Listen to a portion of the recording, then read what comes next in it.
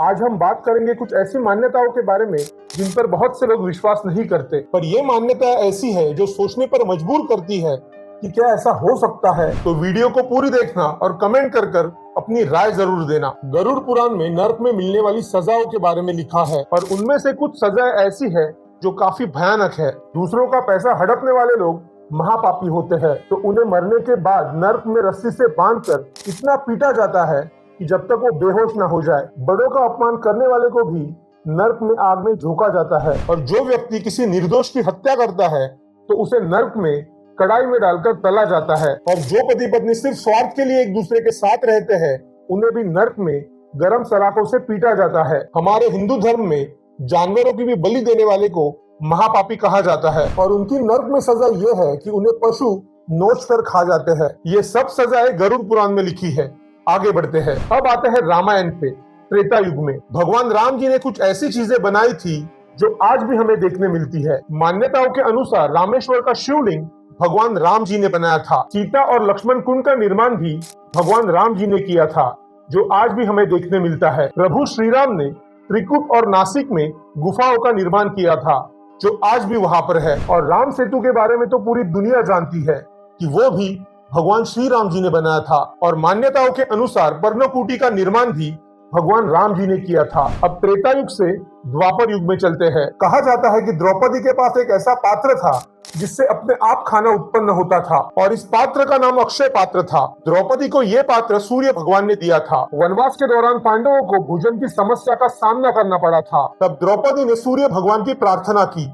उससे खुश होकर सूर्य भगवान ने द्रौपदी को अक्षय पात्र दिया था। ये पात्र तब तक भोजन प्रदान करता था जब तक द्रौपदी भोजन न करे। ये पात्र असीमित भोजन प्रदान कर सकता था, लेकिन दिन में केवल एक बार। ये पात्र बहुत ही छोटा और साधारण था, लेकिन ये बहुत चमत्कारी था। अब आते हैं महाभारत के युद्ध पर कि कैसे व्यास जी के श्राप से दुर्योधन की जांग टूटी थी। महाभारत में दुर्योधन ने भीम को कई बार अपमानित किया था। दुर्योधन ने भीम को चुनौती दी थी कि वो उसकी जांग नहीं तोड़ सकता। इसी अपमान के कारण व्यास जी ने दुर्योधन को श्राप दिया था। श्राप में ये कहा गया था कि दुर्योधन की जांग वही तोड़ेगा जो उसे चुनौती देगा। तब भीम ने व्यास जी के श्राप को याद करते हुए एक प्रतिज्ञा की और दुर्योधन को चुनौती दी। और युद्ध के दौरान भीम ने दुर्योधन की जांग पर ही वार किया। इससे दुर्योधन की जांग टूटी और वो गंभीर रूप से घायल हुआ। ये बातें तो महाभारत और रामायण की हो गई।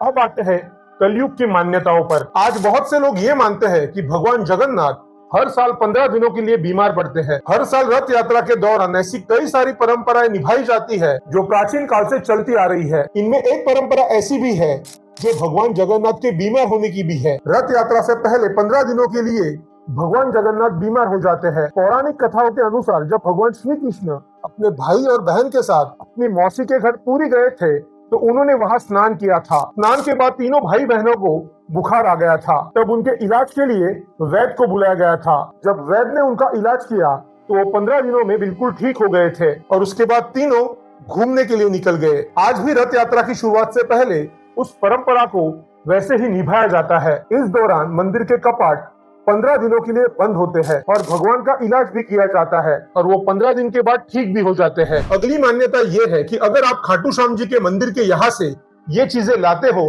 तो आपको बरकत मिलती है। खाटू श्याम जी को कलयुग का भगवान कहा जाता है और मान्यता ये है कि उनके दर्शन से ही सारे दुख दूर हो जाते हैं। अगर आप भी इनके दर्शन के लिए जाते हो तो वापस आते समय उनके यहाँ का प्रसाद जरूर लाना चाहिए। इससे घर परिवार पर खाटू श्याम जी की कृपा बनी रहती है। खाटू श्याम जी के मंदिर की मिट्टी भी घर लाना शुभ माना जाता है और अगर ये मिट्टी आप घर के तुलसी के पौधे में डाल दे तो घर में बरकत बनी रहती है। खाटू श्याम बाबा का मुख्य श्रृंगार मोर पंख है, इसलिए मंदिर से लौटते समय मोर पंख जरूर लाना चाहिए। इससे आपके परिवार पर खाटू श्याम जी की कृपा बनी रहती है। तो ये सारी मान्यताएं हैं जिनमें बहुत से लोग मानते हैं और बहुत से लोग नहीं मानते। तो ये सच है या झूठ, अगर ये देखा जाए तो ये बहुत बड़ा डिबेट का टॉपिक बन सकता है, पर ये आस्था और श्रद्धा का विषय है। और अगर आपके मन में आस्था हो तो आप हमेशा पॉजिटिव होते हो और पॉजिटिव माइंड हमेशा अच्छा ही सोचता है और ये साइंस भी कहता है। ये मान्यताएं बहुत पुरानी है, इन पर सवाल करना कोई गलत बात नहीं है, पर आस्था और श्रद्धा पर सवाल करना